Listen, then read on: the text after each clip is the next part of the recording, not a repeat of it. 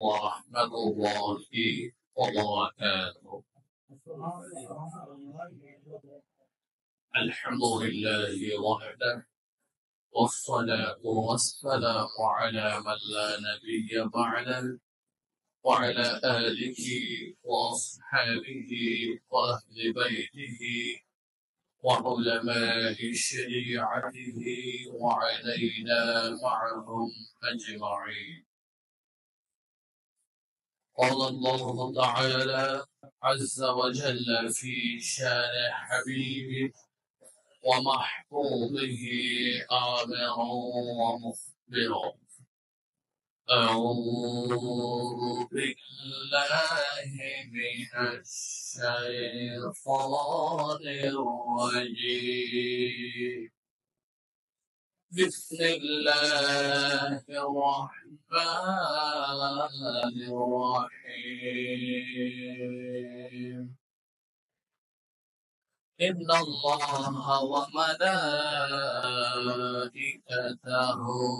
يصلون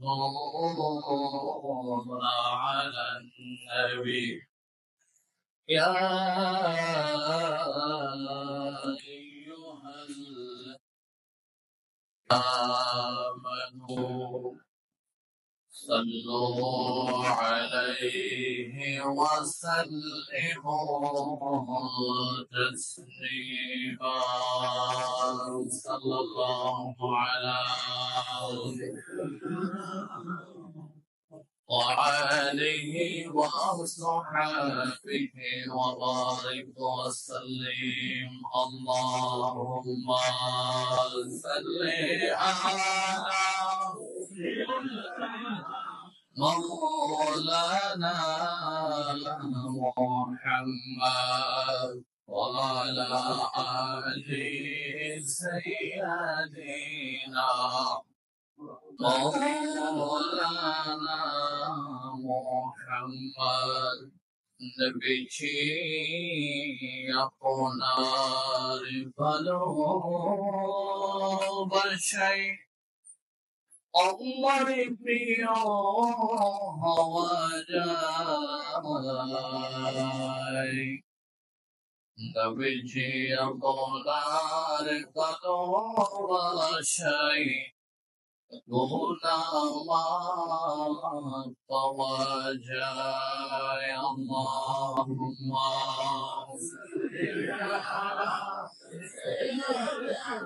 مولانا محمد وعلى آله مولانا محمد صلاة عليكم لا إله إلا الله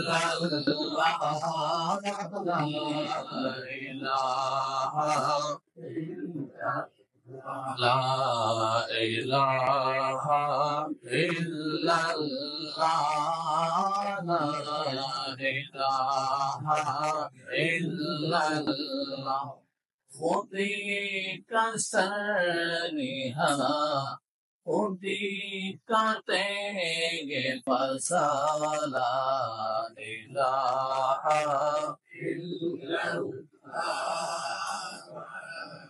इलाहा माल दौलत दुनिया हर शिताब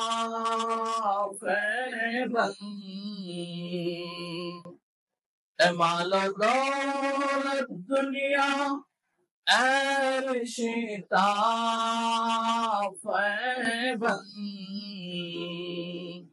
सनम कदा है जहाना इलाहा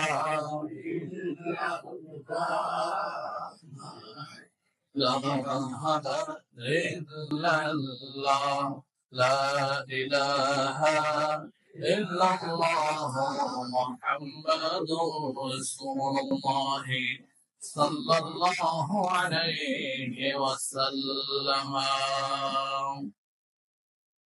আলহামদুলিল্লাহ, আল্লাহ পাক রব্বুল আলামিনের আলিশান দরবারে লক্ষ কোটি কৃতজ্ঞতা আদায় করছি যে আল্লাহ দয়া করে মায়া করে আমাদেরকে আল্লাহর ঘর তথা ঐতিহ্যবাহী শেখ বাহারুল্লাহ শাহী জামি মসজিদে এসে বসে জুমার খুতবা শোনার জন্য আল্লাহ আমাদেরকে তৌফিক দান করেছেন। আমরা সকলে জবান করে বলি আলহামদুলিল্লাহ। লক্ষ কোটি দুরূদ এবং সালাত ও সালাম আদায় করছি আল্লাহ সুবহানাহু ওয়া তাআলা আমাদেরকে সর্বকালের সর্বশ্রেষ্ঠ নবী উম্মত বানিয়ে পাঠালেন। এজন্য আমরা রাসূলুল্লাহ সাল্লাল্লাহু আলাইহি ওয়াসাল্লামের কদমে আরেকটি বার রুরুদের নাজরানা আদায় করি, সকলে বলি সাল্লাল্লাহু আলাইহি ওয়াসাল্লাম। সম্মানীয় মুসলিম কিরাম, আজ মাহে রবিউল আউয়ালের তৃতীয় জুমা।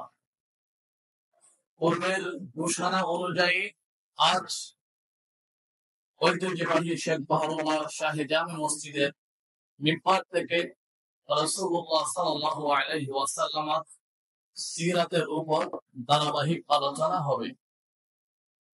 এই দৃষ্টিকোণ, এই বিষয়কে সামনে রেখে আমি রাসূলুল্লাহ হায়াতে জিন্দেগিকে কয়েক ভাগে ভাগ করেছি। রাসূলুল্লাহ সাল্লাল্লাহু আলাইহি ওয়াসাল্লামের হায়াত ছিল 63 বছর। ইনশাআল্লাহ আজ জুমার মধ্যে আমরা রাসূলুল্লাহ সাল্লাল্লাহু আলাইহি ওয়াসাল্লামের 25 বছর পর্যন্ত কি কি হয়েছিল, মায়ের গর্ভ থেকে শুরু করে 25 বছর এই হায়াতটুকু, এর মধ্যে কি আছে উম্মতে মুসলিমার জন্য। এক কথায় রাসূলুল্লাহ সাল্লাল্লাহু আলাইহি ওয়াসাল্লামের শিশু জীবন, কৈশোর জীবন, যৌবনকাল, এই তিনটা কাল নিয়ে আজ আমরা আলোচনা করার জন্য চেষ্টা করব। আল্লাহ আমাকে বলার জন্য, আপনাদেরকে কান দিয়ে ধীর দিয়ে শুনে আমল করার জন্য তৌফিক দান করুন। আর একটু ঈমানে আওয়াজে বলুন আমিন। আমরা যদি রাসূলুল্লাহ সাল্লাল্লাহু আলাইহি ওয়াসাল্লাম বায়োগ্রাফি, রাসূলুল্লাহ সাল্লাল্লাহু আলাইহি ওয়াসাল্লাম জীবনীকে সামনে আনি, আমাদের জীবনের যা কিছু আমরা তালাশ করি সব কিছু রাসূলুল্লাহ জীবনের মধ্যে আমরা পাই। এজন্য আল্লাহ সুবহানাহু ওয়া তাআলা বলেন, লাকাদ কানা লাকুম ফি রাসূলিল্লাহি উসওয়াতুন হাসানাহ। আপনি যদি সফল ব্যবসায়ী হতে চান, বুদ্ধিজীবী হতে চান, রাজনীতিবিদ হতে চান, অর্থনীতিবিদ হতে চান, বুদ্ধিজীবী হতে চান, সমাজের সুশীল নাগরিক হতে চান, ছাত্র হতে চান, বাবা হতে চান, আদর্শবান দাদা হতে চান, আদর্শবান স্বামী হতে চান, আপনার সবগুলোর আদর্শের রূপরেখা আপনি রাসূলুল্লাহর হায়াতে জিন্দেগির মধ্যে পেয়ে যাবেন। সুবহানাল্লাহ। এই জন্য রাসূলুল্লাহ সাল্লাল্লাহু আলাইহি ওয়াসাল্লামের আগমন, রাসূলুল্লাহর মিলাদ, রাসূলুল্লাহ মিলাদ আর আমাদের মিলাদের মতো এক নয়। রাসূলুল্লাহর কয়েকটা দিক আছে আমাদের সামনে।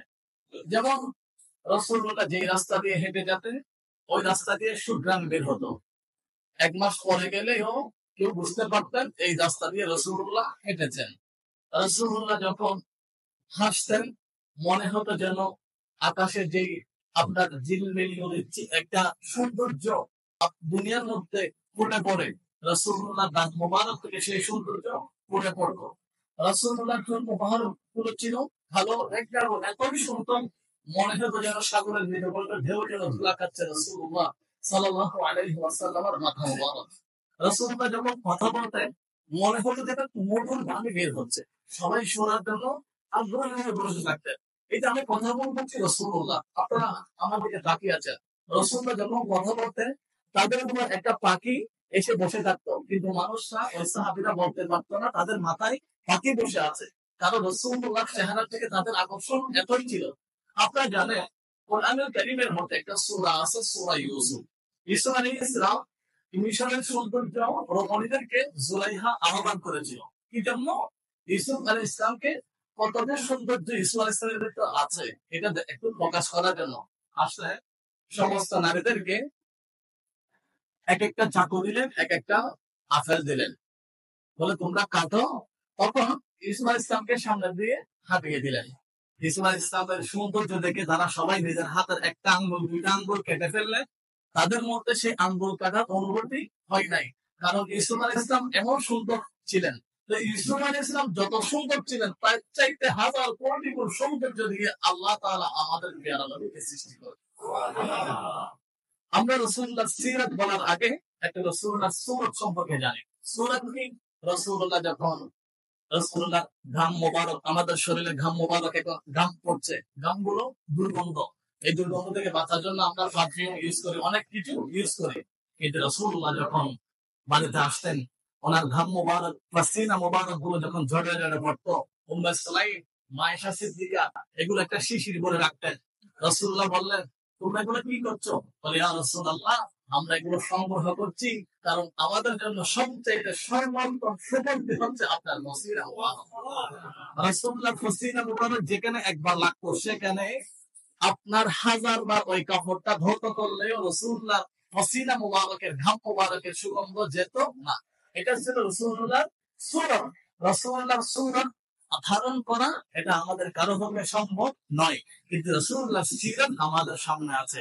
আমরা চাই রাসূলুল্লাহর সিরাত, রাসূলুল্লাহর সুন্নাহ, রাসূলুল্লাহর মুহাব্বত আমাদের ব্যক্তিগত, পারিবারিক, সামাজিক জীবনে আমরা বাস্তবায়ন করতে পারি।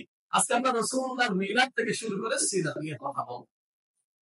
রাসূলুল্লাহ সাল্লাল্লাহু আলাইহি ওয়াসাল্লাম যে তার মায়ের পেটে আসলেন, এই যে মায়ের পেটে আসা, পেট থেকে দুনিয়াতে আসা, এটার আমি 11টা বৈশিষ্ট্য বলবো, যেটা অন্য কারো সন্তানের পক্ষে ছিল না। আল্লাহ সুবহানাহু ওয়া তাআলা এখন পৃথিবীতে বর্তমান 800 কোটি মানুষের বসবাস। আজ থেকে 4000 বছর আগে, কেউ বলে 4500 বছর আগে পৃথিবী মানুষের বসবাস শুরু হয়েছিল আদম আলাইহিস সালামের মাধ্যমে। 4000 বছর হোক কিংবা 6500 বছর হোক, সব মানুষ যতগুলো এসেছিল, আসছে, আসবে, সবার বায়োগ্রাফি, সবার যদি জন্ম এক পাশে রাখা হয়, আর রাসূলুল্লাহর যে জন্মের বৈশিষ্ট্য, মিলাদের বৈশিষ্ট্য, এটা রাসূলুল্লাহ মিলাদের সমান কারো মিলাদ নয়। কিভাবে?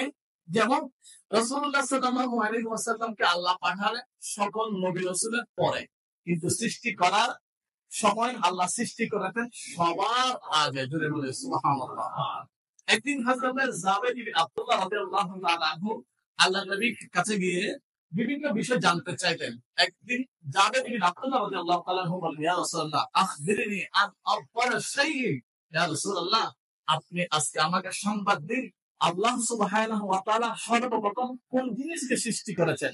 তখন জাবের ইবনে আব্দুল্লাহ রাদিয়াল্লাহু তাআলা আনহুর এই প্রশ্নের জবাবে রাসূলুল্লাহ বলেন, ক্বালা ইয়া জাবিরু ইন্নাল্লাহ তাআলা ক্বাদ খালাকা ক্বাবলা আল-আশিয়াই ওয়া নাবিয়্যিকা। সকল কিছু সৃষ্টির আগে সর্বপ্রথম আল্লাহ সুবহানাহু ওয়া তাআলা তোমার নবী নূরকে সৃষ্টি করেছেন। তাহলে সৃষ্টির দিক থেকে সর্বপ্রথম আল্লাহর সৃষ্টির নাম হচ্ছে নবী মুহাম্মদুর রাসূলুল্লাহ, এক নাম্বার। দুই নাম্বার হচ্ছে আল্লাহর এই সৃষ্টিকে দুনিয়ার মধ্যে পাঠানোর জন্য, আল্লাহ আমাকে আপনাকে পাঠানোর জন্য কোনো পরামর্শ সভা করেন নাই, কিন্তু নবীকে পাঠানোর জন্য আল্লাহ তাআলা পরামর্শ সভা করেছেন। কিভাবে করেছেন? সূরা আলে ইমরানের 81 আয়াত আসছে, আল্লাহ সুবহানাহু ওয়া তাআলা বলেন, ওয়া ইয আখাযাল্লাহু মিসাকান নাবিয়্যিন লামা আতাইতুম মিন কিতাবিন ওয়া হিকমা। একদিন আল্লাহ তাআলা আদম থেকে শুরু করে ঈসা রূহুল্লাহ, মূসা কালিমুল্লাহ, ইব্রাহিম খলিলুল্লাহ, ইসমাঈল সবিহুল্লাহ সবাইকে আহ্বান করলেন, সবাইকে ডাকলেন। আল্লাহ তাআলা বক্তব্য দিলেন, হে আদম, ঈসা, মূসা, নূহ, শোনো, আমি তোমাদেরকে ডেকেছি একটা কারণে। বলে, আমি আমার সৃষ্টির মধ্যে সর্বোত্তম সৃষ্টি, আমার বন্ধুর মধ্যে সর্বোত্তম বন্ধু নবী রাহমাতুল লিল আলামিনকে আমি পাঠাবো, তবে আমি তোমাদের কাছ থেকে দুটা কমিটমেন্ট নিচ্ছি। বলে, আই বানিল্লাহি, কি কমিটমেন্ট?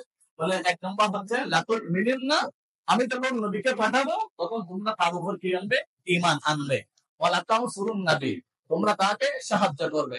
এই দুটো কমিটমেন্ট যদি আমাকে দাও, আমি তোমাদেরকে নবী হিসেবে পাঠাবো। তখন সমস্ত নবী রাসূল বলেন, হ্যাঁ, আপনার কমিটমেন্ট আমরা মেনে নিলাম। তখন আল্লাহ সুবহানাহু ওয়া তাআলা বলে, আমি আমার নবীকে তোমাদের পরে পাঠাবো, সেই নবীর আগমন, সেই নবীর মিলাদ উপলক্ষে আজকে আমি তোমাদেরকে নিয়ে পরামর্শ সভা করলাম। দুটো। তিন নম্বর হচ্ছে, এখানে আজ থেকে যদি 600 বছর 700 বছর আগে হিসাব করি, আমাদের এই বাংলাদেশে এখানে মুসলিম ছিল না। এই জনপদ ছিল সনাতনী জনপদ, বুদ্ধিস্ট জনপদ। এখনো আনোয়ারা একটা জায়গা আছে, বৈরান। এখানে অনেক বুদ্ধিস্টদের নিদর্শন আছে। এখানে আমরা মুসলমান হলাম কিভাবে? এখানে হযরত খাজা মুঈনুল মিল্লাত ওয়াদ্দিন খাজা গরীব নওয়াজ এসেছেন। ইনি যখন এসেছেন এই ভারতীয় উপমহাদেশে, তখন একজন মুসলমানও ছিল না। কিন্তু খাজা গরীব নওয়াজ যখন ইন্তেকাল করেছেন, ওনার জানাজার মধ্যে 99 লক্ষ মুসলমান হয়েছে। তার মানে ইনার হায়াতে ইনি ভারতীয় উপমহাদেশের মধ্যে এসে ওনার আদর্শ দেখে 99 লক্ষ মানুষ কালেমা পড়ে মুসলমান হয়েছে। এখানে ইসলাম প্রচার করেছিল হযরত বাবা শাহজালাল। এখানে ইসলাম প্রচার করেছিল হযরত বাবা শাহ মখদুম বগুড়া। এখানে ইসলাম প্রচার করেছিল হযরত শাহ ফরাহ। এখানে ইসলাম প্রচার করেছিল হযরত বাইর মুস্তামি। তার মানে আমরা যদি হিসাব করি, আমাদের 10 অথবা 20 পূর্বপুরুষ কে ছিল? মনে হবে হিন্দু ছিল, হয়তো কেউ বৌদ্ধ ছিল। কিন্তু রাসূলুল্লাহ পূর্বপুরুষের মধ্যে কেউ কখনো ইহুদি নাসরান মুত্তালি ছিল না। আল্লাহর নবী বলেন, হযরত আব্দুল্লাহ বিন আব্বাস রাদিয়াল্লাহু তাআলা আনহু হাদিস বর্ণনা করেন। ইনি একদিন রাসূলুল্লাহকে জিজ্ঞাসা করলেন, ইয়া রাসূলুল্লাহ, আইনা কুনতা ওয়া আদামু ফিল জান্নাতি? যখন আদম নবী জান্নাতে ছিল, তখন আপনি কোথায় ছিলেন? রাসূলুল্লাহ বলেন, ক্বালা কুনতু ফি সুলবিহি, আমি তার পৃষ্ঠদেশের মধ্যে ছিলাম। তখন আব্দুল্লাহ বিন আব্বাস প্রশ্ন করেন, যখন ইব্রাহিম খলিলুল্লাহ নবুয়তের অগ্নিকুণ্ডের মধ্যে ছিল, আপনি কোথায় ছিলেন? বলে, ফি সুলবিহি, আমি তার পৃষ্ঠদেশের মধ্যে ছিলাম। আমি থাকার কারণে ইব্রাহিম খলিলুল্লাহকে আগুনে স্পর্শ করতে পারে নাই। বলে, আমি আদম থেকে শুরু করে প্রত্যেকের পৃষ্ঠদেশে ছিলাম, কিন্তু আমার পূর্বপুরুষরা কেউ মূর্তি পূজা করে নাই। আমার পূর্বপুরুষরা সবাই মুসলমান ছিল। বলে সুবহানাল্লাহ। এই জন্য আমাদের একটা আকীদা হচ্ছে, রাসূলুল্লাহ সাল্লাল্লাহু আলাইহি ওয়াসাল্লামের মা বাবা কি ছিলেন? মুমিন ছিলেন। রাসূলুল্লাহ নবুয়তের দায়িত্ব প্রচার করার আগে তখন কিছু মানুষ ছিল, তাদেরকে বলা হতো হানিফ। হানিফ মানে তারা একশ্বরবাদী ছিলেন। যেমন হযরত ওয়ারাকা বিন নওফল, হযরত মা খাদিজার চাচাতো ভাই, ইনি ছিলেন হানিফ। যারা কোনো মূর্তি পূজা করতেন না, এনাদেরকে বলা হয় হানিফ। তো রাসূলুল্লাহর মা বাবা যে মুমিন, রাসূলুল্লাহর মা বাবা যে জান্নাতি, এই বিষয়ে অনেকে কিতাব লিখেছেন। একজন কিতাব লিখেছেন, যার কিতাব না পড়লে আলেমও হওয়া যায় না, হযরত আল্লামা, যিনি নবম শতাব্দীর মুজাদ্দিদ, আল্লামা জালালউদ্দিন সুয়ুতী রাহমাতুল্লাহি তাআলা আলাইহি, এই বিষয়ের উপর এবং আল হাবি লিল ফতোয়া, এই কিতাবের মধ্যে বিশাল একটা 110 পৃষ্ঠার কিতাব লিখেছেন। এখানে উনি অনেক হাদিস শরীফ কোট করেছেন। আমার নবীর মা বাবা যে কি ছিল? মুমিন ছিল। তার মানে রাসূলুল্লাহর মিলাদের 4 নম্বর বৈশিষ্ট্য হচ্ছে, আমাদের পূর্বপুরুষ হয়তো কেউ হিন্দু ছিল, কেউ বৌদ্ধ ছিল, কিন্তু রাসূলুল্লাহর পূর্বপুরুষ কেউ কখনো পৌত্তলিক ইহুদি নাসরাত ছিলেন না। সবাই আল্লাহর ইবাদতে বিশ্বাসী ছিলেন। সুবহানাল্লাহ। 5 নম্বর, হযরত আব্দুল মুত্তালিব, ইনি কে ছিলেন? রাসূলুল্লাহ দাদা। আমাদের মধ্যে যখন বৃষ্টি হতো না, হযরত আব্দুল মুত্তালিব সাব্বির নামক পাহাড়, যেটা এখন তুর পাহাড় আছে, তুর পাহাড়ের ডান পাশে একটা বিশাল পাহাড় আছে, ওই পাহাড় নাম হচ্ছে সাব্বির পাহাড়। ওই সাব্বির বা জবরের সাব্বিরের মধ্যে গিয়ে হযরত আব্দুল মুত্তালিব দোয়া করতেন। দোয়া করার সাথে সাথে আমার আল্লাহ বৃষ্টি নাযিল করে দিতেন। রাসূলুল্লাহর পূর্বপুরুষরা যারা ছিল, সবাই যখনই দোয়া করতেন, আল্লাহর নবীর উসিলায় আল্লাহ তাআলা কি দিতেন? বৃষ্টি দিতেন, দোয়া কবুল করতেন। 6 নম্বরে, আমাদের মা বাবার যখন বিবাহ হয়, বিবাহ হওয়ার আগে আমরা যে আমার বাবার কপালে আছি, আমার বাবার সুরতে আছি, এটার কোনো প্রমাণ নাই। কিন্তু রাসূলুল্লাহ যে তার বাবার নসরে ছিলেন, এটার একটা প্রমাণ ছিল। একদিন ফাতেমা হাসআমিয়া একজন মহিলা ছিলেন, উনি ওখানে যাচ্ছিলেন। ওই রাস্তা দিয়ে হযরতে আব্দুল্লাহ, রাসূলুল্লাহর বাবা আসছিলেন। ফাতেমা হাসআমিয়া রাসূলুল্লাহর আব্বাজান হযরত আব্দুল্লাহকে বলেন, আপনি আমাকে বিবাহ করেন। বলে, না, আমি তো বিবাহ করেছি, এখন আমি আপনাকে বিবাহ করতে পারবো না। ফাতেমা হাসআমিয়া অনেক কাকুতি মিনতি করলেন, কান্নাকাটি করলেন তাকে বিবাহ করার জন্য। কে? রাসূলের আব্বা আব্দুল্লাহ। আব্দুল্লাহ বলেন, না, আমি এখন বিবাহ করতে পারবো না, এখন আমি অপারগতা প্রকাশ করছি। উনি গেলেন। আবার যে রাস্তা দিয়ে গেলেন, ওই রাস্তা দিয়ে 1 সপ্তাহ পরে আব্দুল্লাহ আসছিলেন। আসার পরে ফাতেমা হাসানিয়া আবার দাঁড়িয়ে রইলেন ওই রাস্তায়। আব্দুল্লাহকে দেখলেন, বলে হে আব্দুল্লাহ, আপনি বলুন আপনি কোথায় গিয়েছেন? বলে আমি আমার বিবির কাছে গিয়েছি। বলে আল্লাহর কসম, আমি আপনার কপালে একটা নূরের একটা ঝিলিমিলি তারকার মতো দেখেছিলাম, সেটা চমকাচ্ছিল। সেটা দেখার কারণে আমি আপনাকে বিবাহের প্রস্তাব দিয়েছি, কিন্তু আমি দেখলাম সেই নূর এখন নাই। এখন আমি আপনাকে আপনাকে যে বিবাহের প্রস্তাব দিয়েছি সেটা আবার ফিরিয়ে নিচ্ছি। তার মানে আমরা জন্মগ্রহণ করবো, সেটা আমাদের বাবার কপালে দাদার কপালে চমকায় না, কিন্তু রসুল্লাহ যে জন্মগ্রহণ করবেন এটা রসুল্লাহ আব্বা দাদার কপালে সবসময় নূর হয়ে চমকাতে। যদি বলি সুবহানাল্লাহ। 7 নম্বর হচ্ছে বৈশিষ্ট্য কি, রসুল্লাহ যখন মা আমেনার গর্ভে আসেন, আমরা যখন মায়ের গর্ভে আসি তখন মারা কখনো বেহোশ হয়, তাদের পিরিয়ড বন্ধ হয়, তারা এই বিভিন্ন সময় মাথা ঘুরে পড়ে যায়, অসুস্থ হয়ে যায়, তারা বিভিন্ন কষ্টের সম্মুখীন হন। কিন্তু রাসূলুল্লাহ সাল্লাল্লাহু আলাইহি ওয়াসাল্লাম যখন মা আমেনার গর্ভে আসছেন, রাসূলুল্লাহ সাল্লাল্লাহু আলাইহি ওয়াসাল্লামের মা বলেন, হামালাত বি উম্মি কাসা তাহমিলুন নিসাই ওয়া জাআলতাকি। অন্য মহিলা যেভাবে কষ্ট পায়, রাসূলুল্লাহ মায়ের গর্ভে আসার পরে মা আমেনা সেভাবে কোনো কষ্ট পান নাই। তাহলে এটা ছিল রাসূলুল্লাহ সাল্লাল্লাহু আলাইহি ওয়াসাল্লামের জন্মের পূর্বের 8 নম্বর নিদর্শন। 9 নম্বর নিদর্শন হচ্ছে, একদিন ইহুদি পাদ্রীরা স্বপ্ন দেখলো সবাই, এক যুগে আরবের আকাশে একটা তারকা এই আপনার উদিত হয়েছে। তারা বলেন, তালা নাজমু আহমাদু আল্লাযী ইউলাদু ফি হাযিহি লাইলা।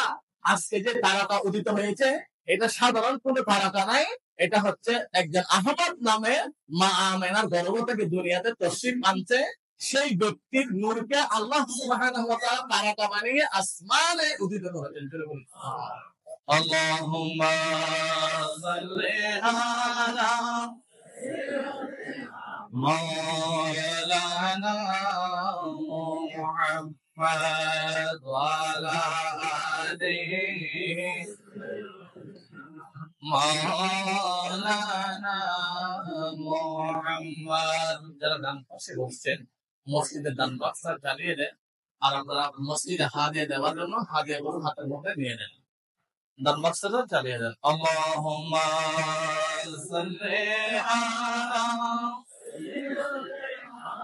মাওলানা মুহাম্মদ ওয়া আলা মাওলানা মুহাম্মদ। সবাই মুসলিম কেন? তাহলে রাসূলুল্লাহর জন্মের আমি এক পূর্বের 11টা নিদর্শন বলছি। 11তম নিদর্শন হচ্ছে, এই হাদিস বর্ণনা করছেন হযরত মা আমেনা। তিনি বলেন, আমার সন্তান যখন দুনিয়াতে আসলো, খরাজা মাআহু নূর, আমি দেখলাম আমার এই সন্তানের সাথে বিশাল একটা নূরের টুকরা আসলো। কি হলো? আবাআলাহু মাল মাশরিকি ওয়াল মাগরিবি। এই নূর দিয়ে আল্লাহ সুবহানাহু ওয়া তাআলা পূর্ব থেকে পশ্চিম, উত্তর থেকে দক্ষিণ সমগ্র বিশ্বজগৎ আলোকিত করে দিল। দিল বলি সুবহানাল্লাহ। তাহলে আমি সংক্ষিপ্ত সময়ে 11 মিনিটে রাসূলুল্লাহ জন্মের 11টা নিদর্শন বললাম। 1 নম্বর, জন্ম রাসূলুল্লাহ জন্ম থেকে শুরু করে। 1 নম্বর, রাসূলুল্লাহ সাল্লাল্লাহু আলাইহি ওয়াসাল্লাম আম্মা জান হযরত মা আমেনা রাসূলুল্লাহ জন্মের কথা বর্ণনা করছেন। এই হাদিস শরীফ আসছে হযরত আব্দুল হক মুহাদ্দিস দেহলভী রাহমাতুল্লাহি তাআলা আলাইহি তার কিতাবের মধ্যে দালাইলুন নবুওয়া আপনার এবং মা সাবাতা বিনাস্তানা মিন আইয়ামিস্তানা, এই কিতাবের মধ্যে 58 পৃষ্ঠার মধ্যে এই হাদিস শরীফ উনি কোট করেছেন। মা আমেনা বর্ণনা করেন, ইন্না আমিনাতা তুহাদ্দিসু আন্নাহা উতিয়াত হিনা হামালাত বিহি সাল্লাল্লাহু আলাইহি ওয়াসাল্লাম। যখন আমার গর্ভে রজব মাসে সর্বপ্রথম রাসূলুল্লাহ মা আমেনার গর্ভে আসলেন রজব মাসে। রজব, শাবান, রমজান, শাওয়াল, জিলকদ, জিলহজ, মুহররম, সফর, রবিউল আউয়াল, 9 মাস রাসূলুল্লাহ মায়ের গর্ভে ছিলেন। কয় মাস? 9 মাস। রজব মাসে মা আমেনা বলেন, আমার গর্ভের মধ্যে আমার সন্তান এসেছে রজব মাসে। এই রজব থেকে শুরু করে 9 মাস রাসূলুল্লাহ মায়ের গর্ভে ছিলেন। তো গর্ভে থাকার পরে কি হলো?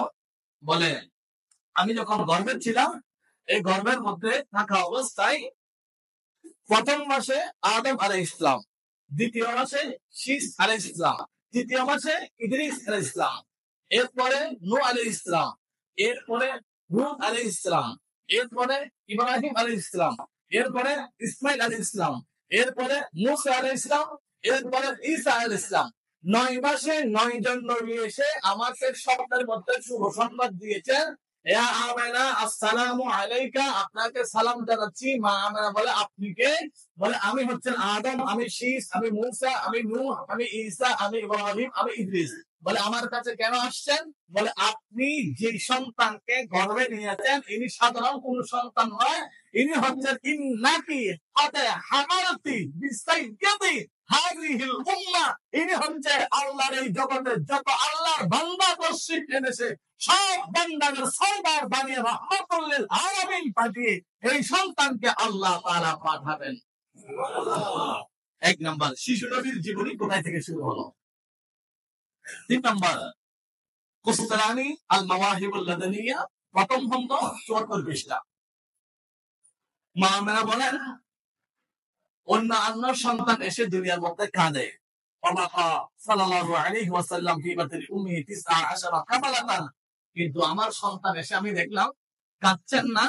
ইনি মানুষ সেজদায় গেলে যেভাবে থাকেন আমি দেখলাম আমার সন্তান সেজদা অবস্থায় আছে, উনি মুখের মধ্যে কি জানি বলছে আর পড়ছে, আমি কান্না লাগিয়ে দেখলাম, আমি দেখলাম রব্বি হাবলি উম্মতি, এইরকম একটা শব্দ বলছে। বলি সুবহানাল্লাহ। এরপরে রাসূলুল্লাহ সাল্লাল্লাহু আলাইহি ওয়াসাল্লামের জন্ম হলো। এখন তৎকালীন আরবের নিয়ম ছিল একজন সন্তান জন্ম নিলে এটা আরেকজনের করে দিয়ে দিবে লালন পালন করার জন্য, দুধ খাওয়ানোর জন্য। তখন মা হালিমাতুস সাদিয়া একেবারে একজন দুর্বল মহিলা, যিনি হাঁটতে পারতেন না, ইনি আসছেন। ইনি এসে কোনো সন্তান পান নাই, দেখলেন একজন এতিম সন্তান আছে।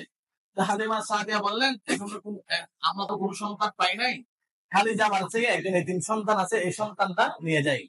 হালিমাতুস সাদিয়া ওই সন্তানকে নিলেন। ওই সন্তানকে নেওয়ার সাথে সাথে হালিমাতুস সাদিয়া একজন হৃষ্টপুষ্টি মহিলা হয়ে গেল।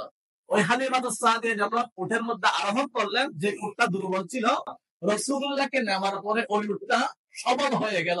হালিমাতুস সাদিয়ার অনেক ক্ষেত ছিল, যে ক্ষেতের মধ্যে কোনো ফসল ছিল না, রাসূলুল্লাহকে নেওয়ার পরে ক্ষেতের মধ্যে ফসল চলে আসলো। হালিমাতুস সাদিয়া বলে এগুলো কি? বলে এগুলো রাসূলুল্লাহ সাল্লাল্লাহু আলাইহি ওয়াসাল্লামের উসিলায় বারাকাত। জোরে বলি সুবহানাল্লাহ। এরপরে মা আমেনা রাদিয়াল্লাহু তাআলা আনহার আমরা কথা শুনলাম, হালিমাতুস সাদিয়া রাদিয়াল্লাহু তাআলা আনহার কথা শুনলাম। রাসূলুল্লাহ সাল্লাল্লাহু আলাইহি ওয়াসাল্লাম জন্মগ্রহণ করেছেন, আমাদেরকে এখানে এসে খতনা করাতে হয়। কিন্তু রাসূলুল্লাহ সাল্লাল্লাহু আলাইহি ওয়াসাল্লাম বলেন মিন কারামাতি আলাইয়া রাব্বি আন্নী উলিদতু মাহকুমান মাসরুআন, আল্লাহ তাআলা আমাকে খতনা করা অবস্থায় দুনিয়াতে পাঠালেন। এই খতনা করার অনেক উপকারিতা আছে। আমাদের এই খতনা করাকে এক সময় ইহুদি খ্রিস্টানরা ব্যঙ্গ করতো, খতনা কেন করাতে হয়।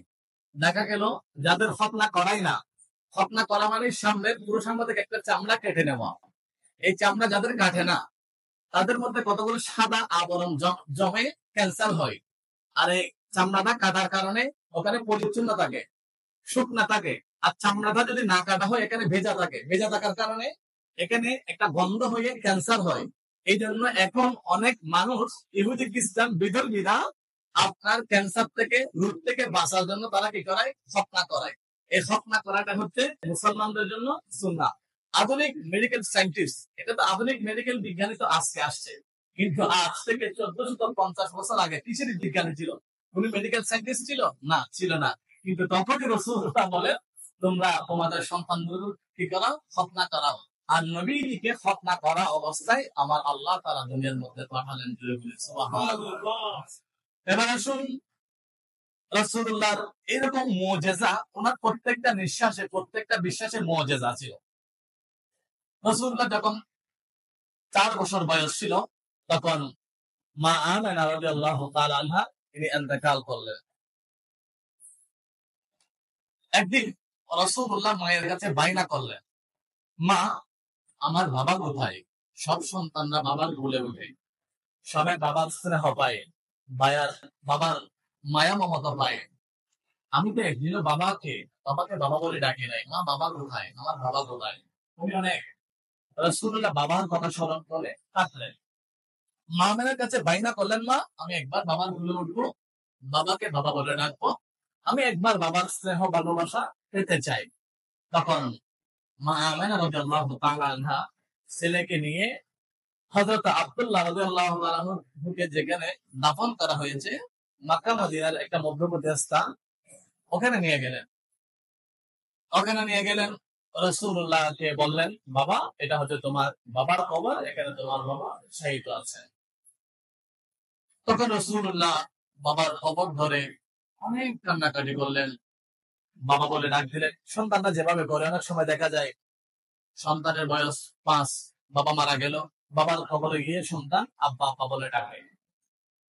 অনেক দাদা মারা গেলেও 5-6 বছরের সন্তানরা দাদার কবরে গিয়ে দাদা দাদা বলে ডাকে। রাসূলুল্লাহ বাবার কবরে গিয়ে বাবাকে ডাকলেন। হৃদয় বিদায় ঘটনা। ওখান থেকে বাবার কবর জিয়ারত করে আসার সময় মা আমেনার এখানে পেট ব্যথা শুরু হলো। পেট ব্যথা শুরু হয়ে তার সাথে ছিলেন হযরত উম্মে আয়মা, মা আমেনার দাসী, যাকে বলা হয় উম্মে বারাকা। উম্মে বারাকাকে বললেন, আমার এখানে পেট ব্যথা শুরু হলো, আমি মনে হয় বাঁচবো না, আমার সন্তানকে তুমি মক্কাতুল মুকাররমায় পৌঁছে দিও তার দাদার কাছে। এই কথা বললেন। কিছুক্ষণ পরে হযরত মা আমেনা রাদিয়াল্লাহু তাআলা আনহা ইন্তেকাল করলেন। ইন্না লিল্লাহি ওয়া ইন্না ইলাইহি রাজিউন। রাসূলুল্লাহ বয়স ছিল 4।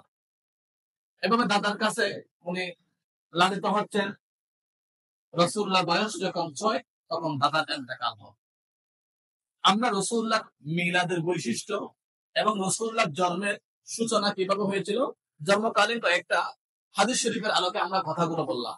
এবার আমরা জানবো রাসূলুল্লাহ বাল্যকালীন জীবন কেমন ছিল, শিশু জীবন কেমন ছিল।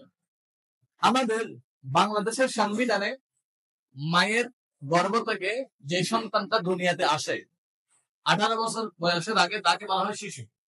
আবার ইউনেস্কো পুরো বিশ্বের মধ্যে শিশুদের নিয়ে যারা কাজ করে, ইউনেস্কোর সংখ্যাতে দেখলাম, ইউনেস্কোর সংখ্যার মধ্যে সন্তান মায়ের পেটে থাকা অবস্থা হতে শুরু করে 18 বছর বয়স পর্যন্ত শিশু। ইউনেস্কোর সংজ্ঞা আমাদের বাংলাদেশের সংবিধানের সংজ্ঞা সবকিছু আমরা সামনে রেখে বললাম। অর্থাৎ যারা মায়ের কোল থেকে দুনিয়াতে আসে 18 বছর হোক, 14 বছর হোক, 8 বছর হোক, তাদেরকে শিশু বলা হয়। তো আমরা জানি শিশুরা কোনো কিছু অর্জন করার পরে তাদের শিক্ষাটা লাভ হয়। কিন্তু মা আমেনার গর্ভ থেকে রাসূলুল্লাহ যখন আগমন করলেন তখন থেকে রাসূলুল্লাহ যে শিশু তার শিক্ষাটা শুরু হলো। কিভাবে শুরু হলো? একদিন হালিমাতুস সাদিয়া রাসূলুল্লাহকে দুধ পান করাচ্ছেন। উনি ডান পাশের দুধ খেলেন, এভাবে আমার বাম পাশের দুধ খাবার জন্য দিচ্ছেন, কিন্তু রাসূলুল্লাহ বাম পাশের দুধ খাচ্ছেন না। একবার দুইবার চেষ্টা করলেন, রাসূলুল্লাহর জবান খুলে গেল মায়ের কোলের মধ্যে। বয়স ছিল 17 দিন। বলে, মা আপনি চেষ্টা করছেন আমি যেন আমার এই আপনার বাম পাশের দুধটা আমি পান করি। বলে, আমি বাম পাশের দুধটা পান করব না, বাম পাশের দুধটা আমি পান করেছি, আর বাম পাশের দুধটা আমি আমার বুধু ভাইয়ের জন্য রেখেছি। আজকে আমরা রাসূলুল্লাহর উম্মত বলি, আমরা অমুকের জায়গা জমি দখল করি, ভাই বোনের জমি দখল করি, বোন ভাইয়ের জমি দখল করে, চাচা ভাইফুতের জমি দখল করে, ভাইফুত চাচার জমি দখল করে, একটু ক্ষমতা পেলে যার যেমন ইচ্ছা তেমন করে। কিন্তু রাসূলুল্লাহ সাল্লাল্লাহু আলাইহি ওয়াসাল্লাম মায়ের কোলে বসে আপনাকে আমাকে ইনসাফ শেখাচ্ছেন। রাসূলুল্লাহ বলেন, এ আমার উম্মত, তোমরা যারা আমি নবীর কালেমা পড়ে মুসলমান হয়েছে, দেখো আমি নবী মায়ের কোল থেকে তোমাদেরকে ইনসাফ শেখাচ্ছি।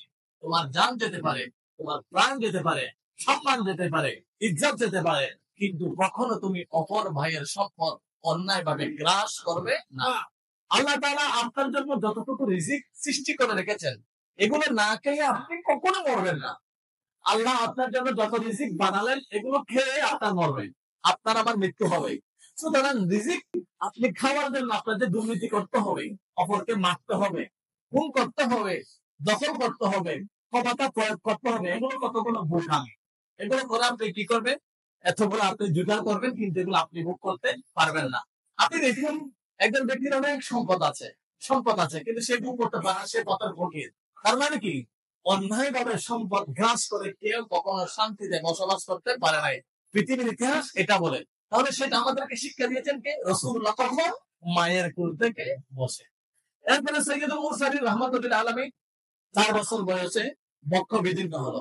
আমি আর ওদিকে তো অনেক আপনার এই পয়েন্ট আছে, ওই পয়েন্টে কথা না বলি, বর্তমান সময়ের আলোকে রাসূলুল্লাহ শিশু এবং কৈশোর জীবনের উপর কয়েকটা কথা বলি। রাসূলুল্লাহ সাল্লাল্লাহু আলাইহি ওয়াসাল্লাম এভাবে 4 বছর, 6 বছর, 8 বছর দাদাকে হারালেন। এরপর 8 বছর বয়স থেকে উনি আপনার চাচার কাছে ছিলেন। উনার 12 বছর বয়স থেকে কর্মজীবন শুরু হলো রাসূলুল্লাহ। উনার কর্মজীবন শুরু হলো রাসূলুল্লাহ 12 বছর বয়স থেকে। 12 বছর বয়সে উনি ব্যবসার উদ্দেশ্যে সিরিয়ার মধ্যে গেলেন। সেখানে রাসূলুল্লাহ যেখানে যেতেন, এই যে এখন অনেক রোদ, এই রোদের মধ্যে কোথাও কিনে ছায়া নাই, মানুষের অনেক কষ্ট হচ্ছে, কিন্তু ওই মরুভূমির মধ্যে রাসূলুল্লাহ যেদিকে যেতেন, আকাশ থেকে মেঘ এসে রাসূলুল্লাহকে ছায়া দিত। শুধু এখানেই নয়, রাসূলুল্লাহ যখন মায়ের কোলে খেলতেন, রাসূলুল্লাহ এভাবে আঙ্গুল দিয়ে ইশারা করতেন, আর চাঁদ এসে রাসূলুল্লাহর সাথে খেলা করতেন। রাসূলুল্লাহ যেদিকে দুলতেন, চাঁদ সেদিকে যেত, আর রাসূলুল্লাহ যেদিকে যেতেন, চাঁদ সেখানে গিয়ে রাসূলুল্লাহর সাথে এভাবে কি করতো? খেলা করতো। ফেরেশতারা এসে রাসূলুল্লাহ সাল্লাল্লাহু আলাইহি ওয়াসাল্লামের সাথে খেলতেন। রাসূলুল্লাহ 12 বছর বয়স থেকে কর্মজীবন শুরু হলো। উনি কোথায় গেলেন? চাচার সাথে ব্যবসা করতে গেলেন। উনি ব্যবসার এমন এমন থিওরি দিলেন, যেখানে চাচা বলে, আমি আজকে 45 বছর ব্যবসা করছি, যে থিওরি আমি জানি না, সেই থিওরি আমাকে কোথায় শিখাচ্ছ? রাসূলুল্লাহ বলেন, চাচা, আমি অন্যান্য শিশুর মতো নয়, আমার আল্লাহ আমাকে শিক্ষক হিসাবে পাঠিয়েছেন। আমি আর শিশু আর কৈশোর বড় কথা নয়, আমার আল্লাহ আমাকে পাঠালেন সবাইকে শিখানোর জন্য। এই জন্য রাসূলুল্লাহ, আমি এখানে ব্যবসা নীতি, আমরা যে ব্যবসা করি, এই যে রাসূলুল্লাহ ব্যবসা নীতি আছে। রাসূলুল্লাহর ব্যবসা নীতি ছিল 10টা। 1 নম্বর, রাসূলুল্লাহ বলতেন, ইবনে মাজাহ শরীফের 2341 নং হাদিস, আদা আল্লাহ দারারা ওয়ালা দিরান। রাসূলুল্লাহর 1 নম্বর ব্যবসা নীতি ছিল, এই ব্যবসা করতে গিয়ে উনি কারো ক্ষতি করতেন না। ইনার ব্যবসার মাধ্যমে উনি কারো ক্ষতি করতেন না। এটা অনেক লম্বা, আমি সংক্ষিপ্ত আকারে বলে দিচ্ছি। রাসূলুল্লাহ 2 নম্বর ব্যবসা নীতি ছিল, মুসলিম শরীফের 102 নং হাদিস, উনি দোকান প্রতারণা করতেন না। রাসূলুল্লাহ বলেন, মাররা আলা সুবরাতিন তাআমিন ফাআদখালা ইয়াদাহু ফিহা। একদিন মদিনা শরীফের মধ্যে খেজুর বিক্রি করতেন। রাসূলুল্লাহ এভাবে খেজুরের স্তূপের নিচে হাত দিয়ে দিলেন, দেখলেন খেজুরের উপরে একরকম, ভিতরে আরেক রকম। রাসূলুল্লাহ বলেন, কিরে, উপরে একরকম, ভিতরে আরেক রকম, বলে এগুলো ধোঁকাবাজি, এই ব্যবসা করা যাবে না। এটা ছিল রাসূলুল্লাহ 2 নম্বর ব্যবসা নীতি। রাসূলুল্লাহ 3 নম্বর ব্যবসা নীতি ছিল সূরা বাকারা 42 নং আয়াত, ওয়ালা তালবিসুল হাক্কা বিল বাতিল। কোন অবস্থায় 1 নম্বরের সাথে 2 নম্বর মিশি, চিনি, চাল 1 নম্বরের সাথে 2 নম্বর মিশ্রিত করে বিক্রি করা যাবে না। বড় বিক্রি করে তুমি 2টা পয়সা কামাইতে পারবে, কিন্তু এই 2টা পয়সা দিয়ে হয়তো তোমার ছেলে ল্যাংড়া হবে, হয়তো তোমার ছেলের মৃত্যু ট্রাকের নিচে হবে, হয়তো তোমার মেয়ের ক্যান্সার হবে, হয়তো তোমার আলসার হবে। এইরকম একটা হয়ে তুমি যত টাকা ইনকাম করবা, আল্লাহ নবী বলেন, এর চাইতে কোটি গুণ বেশি তোমাকে দেমাল দিতে হবে। নাউজুবিল্লাহ বলেন। এরপরে রাসূলুল্লাহ সাল্লাল্লাহু আলাইহি ওয়াসাল্লাম বলেন, নিশ্চিত তুমি উন্নত জীবন লাভ করতে পারবা। তুমি ব্যবসার মধ্যে কি করতে হবে? মিথ্যা পরিহার করতে হবে। আল্লাহর কসম, এটা আমার 100 টাকা কেনা, হুজুর আপনার জন্য 80 টাকা, 20 টাকা লস। এই মিথ্যা কসম ব্যবসা করতে করা যাবে না। আল্লাহ নবী বলেন, ব্যবসার মধ্যে মিথ্যা কথন না করলে ওই ব্যবসাকে আপনাকে কোথায় নিয়ে যাবে? একেবারে উন্নত শিখরে নিয়ে যাবে। হযরত ইমাম আবু হানিফা, ইনি কি আমাদের মাযহাবের ইমাম, হানাফি মাযহাবের ইমাম, ইনি কি ছিলেন? ব্যবসায়ী ছিলেন। সিদ্দিক আকবর কি ছিলেন? ব্যবসায়ী ছিলেন। ওসমান গনি ব্যবসায়ী ছিলেন। মানুষের রিজিকের 70 ভাগ আসে কোথায় থেকে? ব্যবসা থেকে। এটা একটা বারাকাপূর্ণ পেশা, কিন্তু এই পেশাটাকে যখন আপনি ধোঁকাবাজি করবেন, এখানে বারাকা থাকবে না। এভাবে ওজনে কম বেশি করা যাবে না। রাসূলুল্লাহ ব্যবসা নীতি হচ্ছে ওজনে কম বেশি করা যাবে না। রাসূলুল্লাহ ব্যবসা নীতি হচ্ছে আপনার কাউকে আপনি ঠকিয়ে নিজেকে বুদ্ধিমান করতে পারবেন না। আমি হাদিস এবং কোরআনের এমানত গুলো বলছি না। আর রাসূলুল্লাহ 7 নম্বর ব্যবসা নীতি হচ্ছে, কখনো ব্যবসার মধ্যে সুদ নেওয়া যাবে না। এখন আমরা কি করি? ব্যবসা করতে গেলে আগে বলে ব্যবসা প্রতিষ্ঠানটা দেখাই, এটা দেখিয়ে এটার কাগজপত্র জমা দিয়ে ব্যাংক থেকে ডবল সুদ দিয়ে 10 লক্ষ টাকা কিনি, ঋণ নিই, ঋণ নিয়ে সুদ দিয়ে আমরা ব্যবসা শুরু করি। আরে বাবা, আমি বলছি না, কোরআন বলছে, রাসূলুল্লাহ হাদিস বলছে, ইয়ামহাকুল্লাহু রিবা ওয়া ইউরবিস সাদাকাত। আপনি 20 লক্ষ টাকা ঋণ নিয়ে লোন করে ডবল সুদ দিয়ে ব্যবসা শুরু করতে পারেন, তবে এখানে বারাকা পাবেন না। এখানে লাভ পাতে পারেন, লস পেতে পারেন, তবে বারাকা পাবেন না। বারাকাতটা কি? বারাকা মানে আপনি সুন্দরভাবে শান্তিভাবে জীবন যাপন করার যে একটা প্রক্রিয়া আল্লাহর পক্ষ থেকে আসে, সেটা হচ্ছে বারাকা। তো রাসূলুল্লাহর ব্যবসা নীতি এই ৯ নম্বর হচ্ছে অনুমান ভিত্তিক ব্যবসা। যেমন পুকুরের মধ্যে মাছ আছে, আপনি পুকুরটা বিক্রি করে দিলেন, যে এই পুকুর যে আপনি বিক্রি করলেন, এটা আপনার ব্যবসা হতে পারে না। কেন? বলে পুকুরের মাছের কারণে আপনার লসও হতে পারে, লাভও হতে পারে। তো যেখানে আপনার মানুষকে ঢুকার একটা প্রতারণার শিকার হওয়ার সম্ভাবনা আছে, সেই ব্যবসা নীতিকে আল্লাহ নবী কি করেছেন? হারাম করেছেন। তাহলে রাসূলুল্লাহ এই ব্যবসা নীতি যেগুলো এখানে আমি যে 12টা আপনার পয়েন্ট এনেছি, 12টা হাদিস শরীফ দিয়ে, এগুলো রাসূলুল্লাহ বলেছেন তখন যখন রাসূলুল্লাহর বয়স ছিল 12 বছর। 12 বছর বয়সে রাসূলুল্লাহ এই ব্যবসা নীতি চাচা আবু তালেবকে বর্ণনা করেছেন। উনি একজন মানুষ যদি বলে রাসূলুল্লাহর এই 12টা নীতির আলোকে আমি ব্যবসা করব, আল্লাহর কসম আমার আল্লাহ সেই মানুষকে সর্বশ্রেষ্ঠ সুখী ব্যবসায়ী বানাবেন, এটা কোনো সন্দেহ নাই। এরপর রাসূলুল্লাহ ব্যবসা করলেন, ওখান থেকে আসলেন, এভাবে ব্যবসা করতে করতে উনার 25 বছর পর্যন্ত উনি ব্যবসা করেছেন। 12 থেকে 25 বছর এই করতে করতে উনি ব্যবসার মধ্যে এত সুনাম অর্জন করেছেন। সবচেয়ে বড় ব্যবসায়ী ছিল মা খাদিজাতুল কুবরা। উনার বয়স ছিল 40 বছর। উনি ছিলেন সবচেয়ে বড় ব্যবসায়ী। কয়েকজন ব্যবসায়ীর মধ্যে ইনি ছিলেন এখন নাম্বার 1 ব্যবসায়ী। তখন মা খাদিজাতুল কুবরা বলে, কি রে, এই ব্যবসার এরকম নীতি, এরকম পলিসি আগে তো কেউ দেয় নাই, এটা দিয়েছে কে? বলে মুহাম্মদ সাল্লাল্লাহু আলাইহি ওয়াসাল্লাম দিয়েছে। তখন হযরত খাদিজাতুল কুবরা তার বান্ধবীকে দিয়ে রাসূলুল্লাহ সাল্লাল্লাহু আলাইহি ওয়াসাল্লামকে বিবাহের প্রস্তাব পাঠালেন।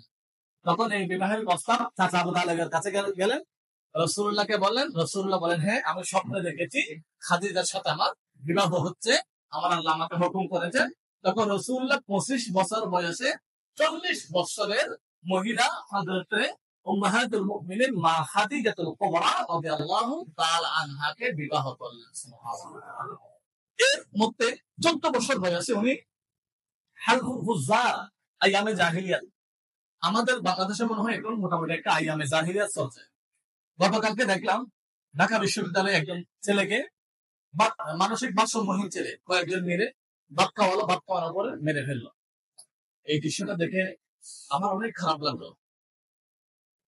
এই যে একটা ঢাকা বিশ্ববিদ্যালয় আমাদের বাংলাদেশ স্পন্দন, আমরা স্বপ্ন দেখি আমার সন্তান কত বিশ্ববিদ্যালয়ে পড়বে। এই বিশ্ববিদ্যালয়ে পড়ার জন্য প্রস্তুতি যারা নিয়েছেন তারা জানেন কমপক্ষে 14 হতে 15, 16, 17 ঘন্টা পড়াশোনা করতে হয় দৈনিক।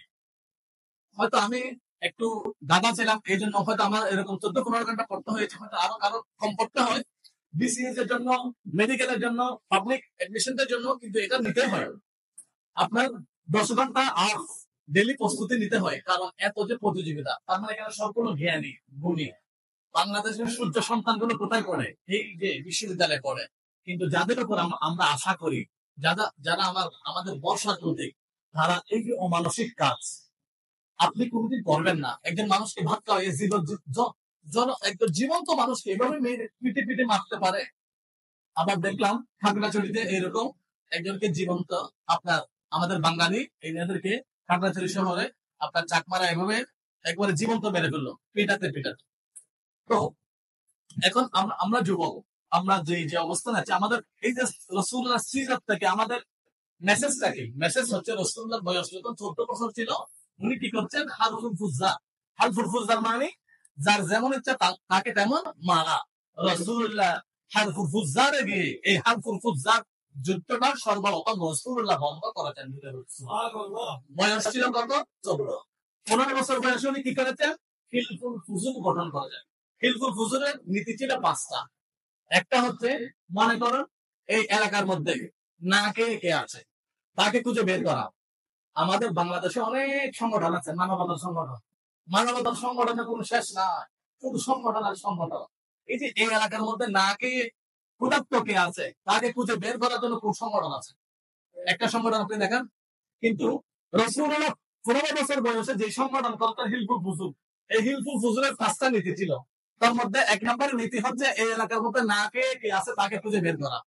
2 নম্বর নীতি হচ্ছে এই এলাকার মধ্যে মজলুম কে আছে, জুলুমের কে আছে, জুলুমের শিকার কে আছে। মনে করুন এখন একজন আগে 2 মাস আগে তার মামলা ছিল না, এখন তার নামে 3টা মামলা হয়ে গেছে। এখন তার কাছে বন্ধু থাকলে তার কাছ থেকে হিসাবে দূরে চলে যাবে। কিন্তু রাসূলুল্লাহর সংগঠনের কাজ কি ছিল? 2 নম্বর নীতি ছিল এই যে যার নামে মিথ্যা মামলা হয় তাকে দিয়ে কি করা? সহযোগিতা করা। কিন্তু আমরা সহযোগিতা করি কাকে? যার অর্থ আছে, তার থেকে আমরা মোটা অঙ্কের ফিস পাবো। সব অ্যাডভোকেট উকিলরা তাদের সামনে তাদের পক্ষে দাঁড়ায়। কিন্তু যে ব্যক্তিটা অসহায়, মিথ্যা মামলার শিকার, তার পক্ষে পুরো অ্যাডভোকেট ফি দাঁড়ায় না। কিন্তু রাসূলুল্লাহর এই যে হিলফুল ফুজুলের 2 নম্বর নীতি ছিল আপনার যারা মাজলুম, যারা জুলুমের শিকার তাদের পাশে দাঁড়ানো। রাসূলুল্লাহর সংগঠনের 3 নম্বর নীতি ছিল বুদ্ধ হোক, খ্রিস্টান হোক, ইহুদি হোক, নাসারা হোক, মুসলমান হোক, কারো উপর যাতে জুলুম না হয়, অত্যাচার না হয়, সবার শান্তি প্রতিষ্ঠা করা। এটা ছিল হিলফুল ফুজুলের 3 নম্বর আপনার নীতি। এবারে রাসূলুল্লাহর বয়স যখন 15 বছর, তখন তিনি পৃথিবীর ইতিহাসে সর্বপ্রথম শান্তি সংগঠন নামে হিলফুল ফুজুল গঠন করে হিন্দুর করে, বুদ্ধর করে, ইহুদির করে, নাসারার করে, মুসলমানের করে শান্তি পৌঁছে দিয়েছে। তাহলে আমার আলোচনার সাবস্ক্রাইব মূল কথা হচ্ছে আমরা আজকের জুমার খুতবার মধ্যে রাসূলুল্লাহ জন্ম থেকে শুরু করে রাসূলুল্লাহ 25 বছর পর্যন্ত আলোচনা করেছি। এই আলোচনার মূল সাবস্ক্রাইব কথা, রাসূলুল্লাহ জন্মটা যেভাবে হয়েছে এটা হচ্ছে বেমেসাল, এটা আর কারো জন্ম হবে না। আর দ্বিতীয় পয়েন্ট আমি আলোচনা করেছি রাসূলুল্লাহ শৈশবকাল, একেবারে মায়ের গর্ভ থেকে শুরু করে রাসূলুল্লাহ 25 বছর বয়স পর্যন্ত কি কি করেছে, তার মধ্যে প্রাধান্য অনেক কিছু করেছেন। তার মধ্যে আমরা কয়েকটা পয়েন্ট আলোচনা করেছি। হিলফুল ফুজুল, শান্তি সংঘ, ব্যবসা নীতি, এমনকি রাসূলুল্লাহ 12 বছর বয়সে ছাগল চড়িয়েছে। একদিন এটা শেষ। হিন্দুস্তানের মধ্যে একজন মানুষ আছে যার নাম হচ্ছে রতনহীন। এই রতনহীন, এই আপনার হাদিস শরীফটা আসছে আল ইসলামা ফি হায়াতিস সাহাবা, এটা খুব দুর্লভ একটা কিতাব, এটা 5 খণ্ডের, এটা দ্বিতীয় খণ্ডের মধ্যে একটা হাদিস শরীফ আমি পেলাম। বাবা রতনহীন, ইনার বয়স ছিল 750 বছর। রাসূলুল্লাহ একদিন চাঁদ যখন 2 টুকরা করলেন, তখন রতনহীন ছিল হিন্দুস্তানে। উনি দেখলেন এটা, উনি হিন্দুস্তান থেকে মক্কা শরীফ গেলেন। মক্কা শরীফ রাসূল কোথায় আসছে এটা দেখার জন্য উনি গিয়ে বললেন, এই হিন্দুস্তান থেকে ইনি 7 মাস সফর করে মক্কা শরীফ গেলেন। বলে আমি ঈমান আনবো, আমাকে একটা মুজিজা দেখান। বলে আপনাকে আমি কি মুজিজা দেখাবো? আপনি একদিন সিরিয়ায় গেলেন, আপনি একদিন ছাগল নিয়ে পার হতে পারছেন না, আপনি কি করলেন? না, আমি একদিন ছাগল ছাড়াচ্ছিলাম 12 বছর বয়সে, আমি ওই নদীটা পার হতে পারছিলাম না, কিন্তু আপনি আমাকে নদীটা পার করিয়ে দিয়েছেন। আমি আপনার জন্য 7 বার দোয়া করেছি, আল্লাহুম্মা বারিক হায়াত, আমি 7 বার বলেছি। এই 7 বার বলার কারণে আমার আল্লাহ আপনাকে 700 বছর হায়াত। বাবা রতনহীন বলে, আমি আপনার কাছে ইসলাম কালিমা পড়ে আমি আপনার কালিমা পড়ে আমি মুসলমান হয়ে গেলাম। তাহলে রাসূলুল্লাহ ছাগল চড়িয়েছেন, এই যে ইনি মুজিজা কখন দেখিয়েছেন রাসূলুল্লাহ সেটা বলে দিয়েছেন। বাবা রতনহীন, আপনারা ইউটিউবে সার্চ করলে পাবেন। বাবা রতনহীন ইউটিউবে সার্চ করলে বাবা রতনহীনের ঘটনা, বাবা রতনহীনের মাজার, এখনো আপনারা এটা পাবেন, ইউটিউবে আছে, অনেক এটার আছে, বায়োগ্রাফিটা আছে। তো আবার এটা ছিল রাসূলুল্লাহর শিশু এবং কৈশোর নীতি। আল্লাহ সুবহানাহু ওয়া তাআলা এখান থেকে আজকে আমাদের কিশোর শিশু সমাজকে, কৈশোর সমাজকে আল্লাহ তাআলা আমাদেরকে সুস্থ পথে পরিচালনা করার তৌফিক দান করুন। আমি আপনাদেরকে আরেকটা কথা বলে দিচ্ছি। কিছুদিন আগে আমি একটা আজাদের আর্টিকেল দেখলাম, আমাদের চট্টগ্রাম বিভাগে 4,92,000 কিশোর যাদের বয়স 14 থেকে 18 বেকার, যাদের নেশা হচ্ছে মাদক সেবন, যাদের নেশা হচ্ছে চাঁদাবাজি, যাদের নেশা হচ্ছে আপনার এগুলো করা।